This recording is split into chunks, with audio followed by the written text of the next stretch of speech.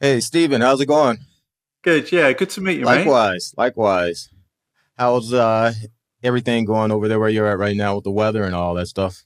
It's a bit crap, got to be honest. Do you know what? I love the hot weather, and unfortunately, we don't get much of it in the UK. So I'm happy for about 4 weeks a year, I'd Oh, say. wow. Yeah, so I joined the police in '91. I suppose for me, police work hasn't changed, but fundamentally what the police do hasn't changed. What has changed, I suppose technology has changed immensely, but the politics around police is far more intense now than it used to be. I seem to feel like we were allowed to get on with our job, Yeah. and now with social media and everybody's got an opinion and everybody thinks they know better than us, that I just feel like people can't do the job anymore without being judged and just people getting in the way. That's how I feel now about the Yeah, police. it's funny because we started around the same time. I started in '92, and it was a crazy time here in the US because that was around the time with the whole Rodney King incident and the riots in LA. And, going into police work at that time, it was scary because I didn't know what to expect. Obviously, there was a bigger dislike for the police because of what had happened in LA at that time. But coming into the profession then, it was scary for me because I had never experienced anything like it before, but it was also exciting. And, I served 20 years in the profession. And during those 20 years, the profession definitely changed, no doubt about it. Um, I personally could not, I don't think I could do, I've been retired now since 2013. And I personally do not believe that I have what it takes to do the job today because the job, like you said, the basic function of police work is the same, but there's so many other variables involved in it right now that, in my opinion, makes it less fun. And I always say that policing in my day used to be fun, yeah, and but in a good way because like I was motivated by catching bad guys. That's what I like to do, absolutely. and that's why I went down the route of being a detective. So I would come on duty, I'd pick up my car keys, I'd go out, and it was like a game for me. I'm out there catching the bad guys. Absolutely. Some days I do, some days I didn't, but it was that feeling of sort of stepping out and not knowing what the day holds. But I was allowed to do that. It felt like I was allowed to do my Yeah. job. Um, and now, with the paperwork, with the pressures, with lack of resource, I mean, so I've got two older children who are in the police. My daughter's a detective, does kind of more, she does proactive work. So she does surveillance and all that kind Okay. of stuff. And my boy's in uniform, so he's on the streets. And I just I feel sorry for them. They don't get to have that fun that I had Yeah. and enjoy what you do. And I'm sad that that's almost taken away from hmm them. I totally get it because, like you said, back then we didn't have to deal with everyone having a cell phone camera. We didn't wear cameras at the time. And it's not that we were doing anything wrong. It's just that it allowed you to be more of a human instead of a robot and worry about the responses that you had to make to people because it was being recorded, and a perfect example. The other day, I had to go to my old department because once a year I have to go in to shoot to qualify, and the department has turned over so much. There's probably maybe 10% of the people there that I know now. Um, but when I walked in, the young lady that was working the front desk, which was one of the duties details that I worked right before I retired, she before she even says anything, she turns a camera towards me and she hits record. And I started laughing because I thought it was funny. I'm like, really? They have you recording up here at the desk? And, and she's telling me everything. And I was like, wow, times have changed. And one of the old lieutenants that I used to work with who is still working, she comes out and she and I are talking. And she starts telling me about what we're talking about now, how things have changed, and I was her training officer when she started about 15, 16 years ago. And, even then, so she had a chance to see both sides of the profession, what it was and what it is now. And she said the same thing. She does not like it now. And, she was just giving me the examples of just the cameras. Most guys go out, do their job, and they don't, you're not out there to get in trouble. But guys have been disciplined for simple things that really aren't a big deal. But because they're on camera, now people are making a big deal about it. And she gave me the example of someone made a traffic stop. And during the conversation, one of the officers said to the driver who had some warrants and other things out for his arrest, he made a comment about, I believe there was a gun in the car also that they saw. And he made the comment that if you move, I'm going to light you up. How many times have you said that if there's a gun sitting there, you want to let this person know that you're serious, do not move. He got written up for that. Do you know what? It's sad actually that I'm hearing, it's almost like a reflection of the conversations I hear in the UK and you're over in the States, that it's sad that it's going that way. I think what happens is society end up with the police force that they not necessarily they want, but they deserve in the end. So if you're dealing with the most violent criminals in our society, you can't deal with them like you're on the customer service desk at an airport where you have to be yes sir, no sir, and these people are horrible. Yeah.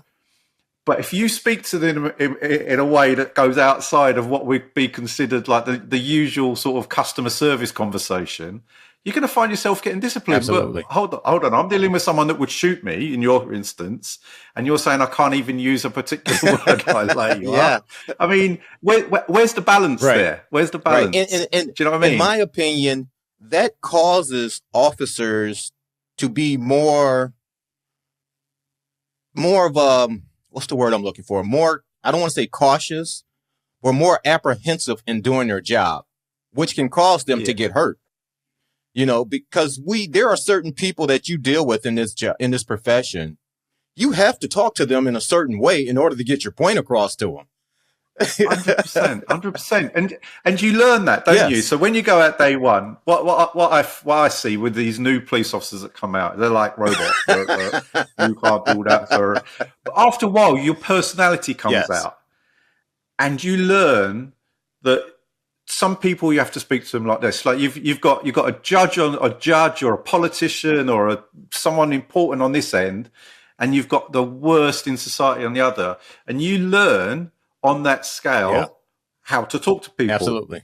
And if you go in too lightly on these people, they're going to think, well, this person's weak.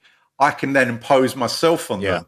So you're putting yourself in that position where actually I'm putting myself in danger by coming across meek and mild to this person who's an absolute lunatic. Absolutely. Whereas what I should be doing is saying, well, in my judgment call, in my experience, I'm going to come up here because I know that's what they're going to respect and answer to, as opposed to come down here. Do you know what I mean? And they're taking that away, aren't they? And I think that people in society that are just everyday citizens that don't have interactions with the police, are just out going about their lives and being productive citizens in society, they don't understand that when you are a police officer and you deal with a certain element of society, that does come across as a weakness in that particular segment's eyes. If you do come across really meek like that, because now they know the game, they know how to take advantage of that and how to poke at you and things like that.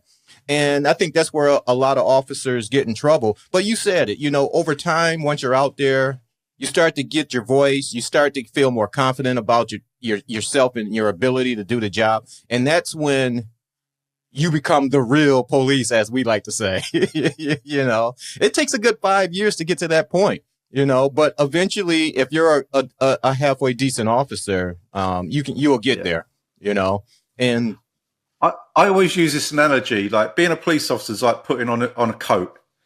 And as soon as you put this coat on, you get powers that nobody else has got Yes. in terms of stopping, arresting, whatever. Yes. And it takes a while to be comfortable in that coat because it's something you've never worn before. And those new officers that you see that are just started wearing Yeah. it, they're the ones that are they're gonna upset the members of the public because they haven't got that balance. And also as well, if you're talking to some of these real lowlifes in society and you're calling them sir, and they're going to get more wound up by that. It's like, are you taking the mickey out of me here? Like, why are you talking to me like that? I'm not. So you have to find that balance, don't you? Yeah, you absolutely and do. That balance doesn't always. If you have a camera, now I've not got a problem with cameras. I started to use them just because I was leaving, and I think they stop a lot more because most of the complaints that we get are malicious. Mm-hmm. He said this, he said that, and you can play the camera back and you can say, well, actually, no, I didn't. This is the conversation that happened. But there are those times where sometimes somebody needs speaking to sternly in a certain way. Not. You don't have to be aggressive. You don't have to be rude, right, but you have to be assertive. Absolutely. And sometimes that doesn't always sound good taken in isolation on a camera, but you've got to be there in that particular situation where you're living it. Yeah. The person watching it on the camera isn't, and that's my fear. Mm-hmm. Is that, and you see it all the time on social media where there'll be a clip of, look, police brutality, and it'll be a 10-second clip of 4 police officers on top of someone, but you don't see the build up. Right. You don't see that person's behaviour, and that's my fear with cameras, is that they can be taken out of context if you're not there living it, experiencing it, of why those officers resorted to that force or whatever. Yeah, it's funny being so many miles apart that the job is the same no matter where you go for the most part. You know, it sounds like the good is the good and the bad is the bad, no matter where you are in the world in this profession. Being over in the UK, do you guys have to use deadly force a lot, or have you been involved in incidents where you've had to pull out your weapon? I know for me, when I was working, at least twice a week, my gun was coming out. I never carried a gun in my 30 years. Never once. Are you serious? I've never fired one. Never fired one. Never carried a gun. Really? Never ever. Never ever. And you know what? I'm glad I didn't. Wow. I never felt in a position where I needed it. I spent 12 years investigating homicide, 3 years investigating terrorism, and I arrested a countless of these murderers and terrorists, and never once did I feel in a position, I feel like I need a gun. I think there's a different attitude in our criminals than your criminals, I think. That's what I'm picking up. Yeah. Because for us, I never felt that they were in a position where it's me or them, that kind of thing. I've got to get out of here. I'm going to fight my way out. Mm-hmm. They don't have that attitude, because all that's going to happen for most of them, they'll get arrested, go to a police station, get looked after by a solicitor, and probably end up coming out because there's lack of evidence. Because most people that get arrested, they've probably been arrested. If I arrest someone for murder, they've probably been arrested 3 or 4 times for it before and just walked out of the police station through lack of evidence. Wow. So there's a definite difference, I think, in our criminals. And I think if we started carrying guns, we might up the ante for them. I think it's. I'm sorry, not to cut you off, but I think it's more than just a difference in the criminals. I think it's a difference in our societies. Yeah, 100%. 100%. You know, yeah. And I mean, obviously, it's no secret. Americans, we love our guns. There's no secret about it, you know, and that's both good and bad. I could not imagine doing this job without carrying one, though. That is crazy to me. Do you know what my best weapon was in any situation? Oh, your mouth. Was my mouth. Yes, absolutely. Yeah. And I know the answer to that because I was a hostage negotiator. And it was funny because the SWAT team or the CERT team, whenever we would get a call out, they will always get pissed because I spent all this time talking while they're ready to go in and pound, pound, pound. And I always tried to tell them, this is my best weapon, my mouth. So I totally get that. But I can see not having to carry a gun, how that could really hone that in where you learn to de-escalate and do all those things. For us, it's, we have to de-escalate, but we always have that to fall back on. Now, do you guys carry other items such as mace or pepper spray or anything like that? So this is the journey of my personal protective equipment. When I first joined, I had a piece of wood about a foot long in my pocket, a truncheon, and that was it. Wow. After about 6 years, we got CS spray. Okay. And that was it. I never got. They brought in tasers, but only for certain officers are trained. And firearms is you have to join a special unit to be carrying a firearm. Wow.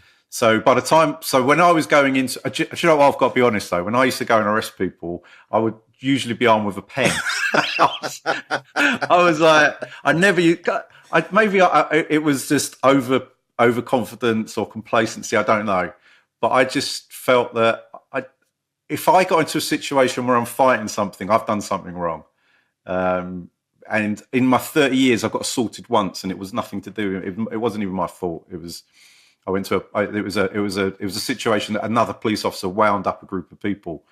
So maybe I was lucky. Yeah, I don't know, but yeah, I never felt like I wanted more than I had. Wow, that's amazing to me. I mean, we had not only our sidearms, but we had a backup that we carried. We had a shotgun. We had an M16. We had a taser. We had CS spray. You know, it's overkill, you know, but I just can't imagine, you know, unfortunately, I was involved in an officer related shooting, and it was a situation where a couple was out celebrating their anniversary and they're traveling home on the freeway, and they get into a traffic altercation with some gentleman on the freeway, and this gentleman started shooting at him. And, you know, the heat pulls off the freeway behind them, and where they pulled off the freeway, there just happened to be a sergeant there stopped at the traffic signal, at the red traffic signal, and they end up conducting a traffic stop on this person. Well, I was a couple of miles away when the run came out. And by the time I get there, they're conducting a felony stop, which is a tactic that, you know, we use here when we have potential violent criminals that's in a vehicle. And as I'm approaching, I could see that this gentleman had his foot on the brake. So I knew the car was not in gear. So I knew he was going to take off. And sure enough, he did. And I became the primary car in the pursuit. And for some reason, I think it was raining that night. It had just finished raining. So we were going about 80 miles an hour down this street. And the other patrol cars had to fall back because they couldn't see because there was so much water being kicked up from the speeds that we were traveling at. And as we crossed over, after about 2 miles into the pursuit, for some reason, the suspect just dropped down from about 80 to about 40 miles an hour. And when he did that, it allowed me to make intentional contact and use what's called a pit maneuver. And his car spun out and went into the median, and my car veered off and went opposite direction of his. And my car ended up stalling right across from his. But the front of his car was facing the rear of my car. And I was looking in my mirror, and I can see him revving. I could hear him revving the engine to come off of the median to try to ram my car. And when he did that, I jumped out. And as he was coming at me, I ended up firing 3 shots. And he turned to go northbound in the southbound lanes of traffic. And 2 of the rounds went through the door and hit him in the side. And he was traveling northbound into the oncoming traffic of patrol cars that was coming southbound. So long story short, he ends up turning into a parking lot. And once he got in there, it was over because they just played ping pong with him and they rammed him into all types of things. But I just couldn't imagine not having my sidearm with me that night, you know, knowing that this gentleman had literally just shot at 2 people and was trying to run me over. But I think you nailed it. It just goes back to the mentality of the 2 societies, and the criminals here are on a different level. I mean, there are some people here that are on a really different level, but you know, I worked a lot of different details while I was on on the job. And you had mentioned that you worked as a detective. So did I. I spent 3 years in the detective bureau. How did you enjoy that part of the profession? Well, as I said, when I first joined, it was about catching criminals. And for me, I always wanted to up the criminal I was catching. So you naturally get drawn to being a detective because you're going after the worst criminals. And then I got sort of, and then you end up at homicide like I did. And for me, once I did that, once it was actually when I got my first conviction at court, when I was there and the jury came back with a guilty verdict on when you've been through all that hardship of like with the family going with their grief, the investigation, going through the court trial where defence are throwing all sorts at you, to get the conviction at the end, that feeling was just like, I couldn't see myself doing anything else. So I spent the last 12 years of my career doing that. And I felt lucky. All that stuff that we were talking about where the job isn't as fun, where the politics and everything, I felt investigating murders sheltered from that because we had our own little world. Yeah. We had a murderer to investigate, and we could shut the rest out. Absolutely. And I would see it when I would go on sort of leadership courses or and places where other units were, and hearing their stories about how bad it was, and I felt privileged to that. So that when I left, I was glad. When I did my 30 years, I was ready to go, but that was more to do with you give so much over of your own life when you're investigating homicide, because you give up your social life, seeing your family, the long hours, lack of sleep, and there's only so much you can do that for, and you're like, I can't give any more. And I got to that stage after 30 years, and that was what I signed up to do, so I was mentally prepared to go. But for me, it was the best job. I never regretted joining the police, and I just loved being a detective, especially homicide. Yeah, I like I said, I worked detective for 3 years, and I ended up leaving. That was in 95. I ended up leaving the department shortly after that for about 18 months because I left to start a business. So I didn't get to continue my position there in the detective bureau. But the time that I was there, I really enjoyed it. I worked a couple of homicides, but mostly I worked crimes against property, commercial property crimes, break-ins and things like that.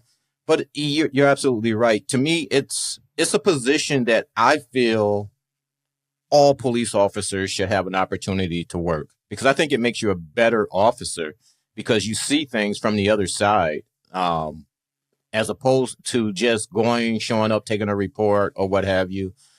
You get to see the court system kind of behind the curtains. You get to find out what elements need to go into a report in order to present it to the prosecutor and things like that. So I think it's a position that all police officers should spend some time in doing. I can't say how much I agree with you in this right? So when I first joined in 91, as uniform officers, you would take your own cases to court.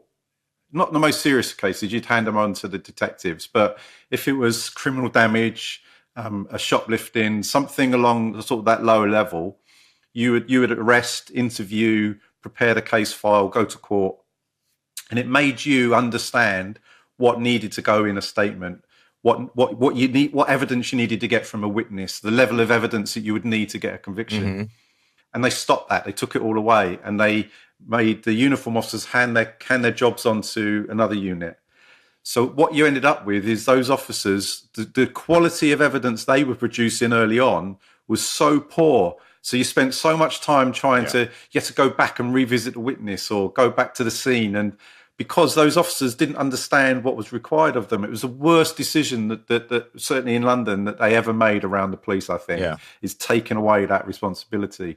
And then what you saw is those officers that were then coming in to become detectives, they weren't as good as the ones before because they didn't have that grounding of going to court. And going to court is probably the best experience you can have, because when you make mistakes at court, you'll never repeat them. If you're stood there and you've messed up, you feel so stupid. I am never going to make that mistake again. That's what you learn. And if you haven't been there, if you're in court because of someone else's mistakes, that person isn't learning. You're taking it for them. And yeah, what you're saying just resonates so well with me. Yeah, yeah. I'm going to go back for a second because you had mentioned both of your children are now in the profession. I have two girls. Neither one of them are in the profession. Actually, one is an attorney. But how did that make you feel when they wanted to get into the job?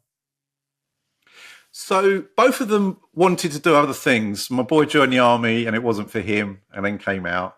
And my daughter wanted to be a vet, but she didn't quite get the grades she needed, so she didn't do that. And both of them, when they said, I never encouraged either of them to say, "Why don't you? Why don't you?" But when they did, I was kind of proud, to be honest, because it's a profession I love.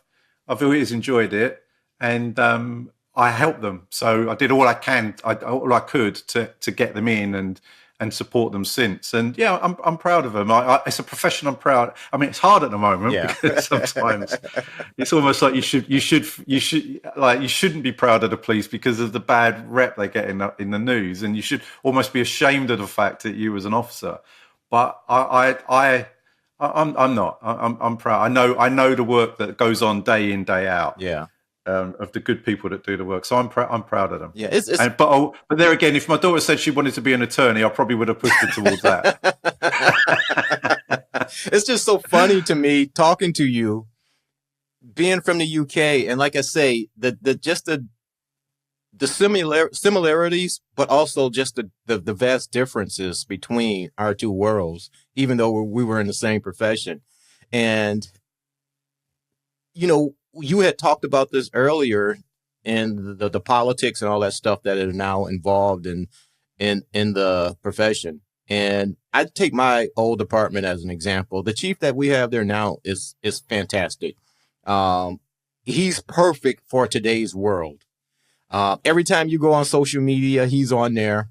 He has the department doing different things. When I was working, Facebook didn't come out to 2007, something like that. That's when social media started. There was a young lady that I worked with. She actually got written up because she was at a scene. Don't ask me how this happened, but there was a goat on top of someone's house. Don't ask me how it got there. I don't. But she took a picture of it. That sounds like a college prank or something. But she took a picture of the goat and she posted it on social media, and she got written up for it.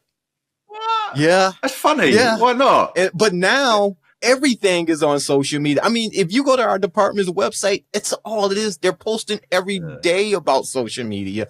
And, we couldn't have tattoos or beards or facial hair or anything back then.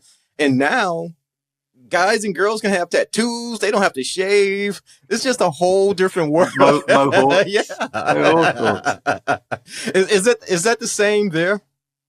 Yeah, 100%. Yeah, wow, definitely 100%. I got a niece, and she went a different route. She didn't join the police, but she couldn't have done at the time because she had an initial tattoo behind her ear.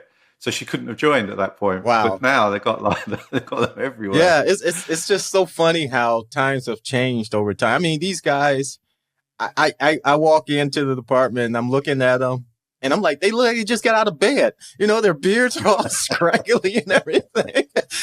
And I'm like, that never would have flown back in my day. If you even came in there, your shoes aren't polished and all this stuff, you were getting in trouble, but it's just a sign of the times, Yeah.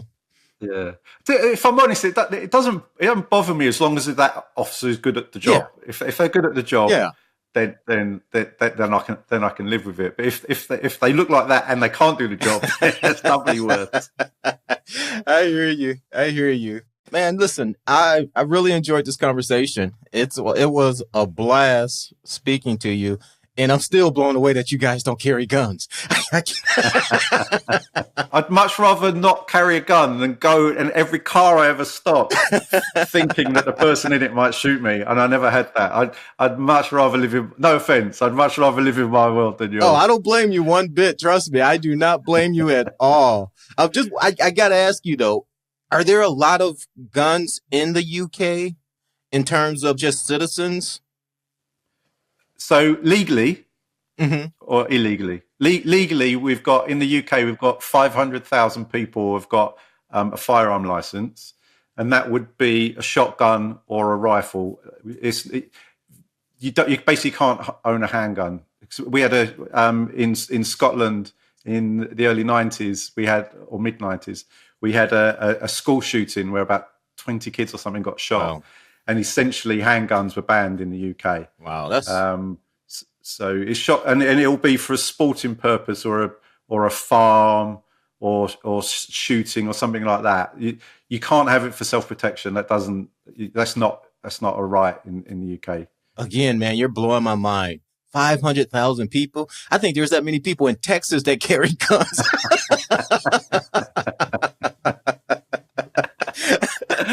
Stephen, again, man, I really enjoyed this conversation, man. I hope we get to do it again and continue this. Take care of yourself. I feel we could talk for hours. Oh, for sure.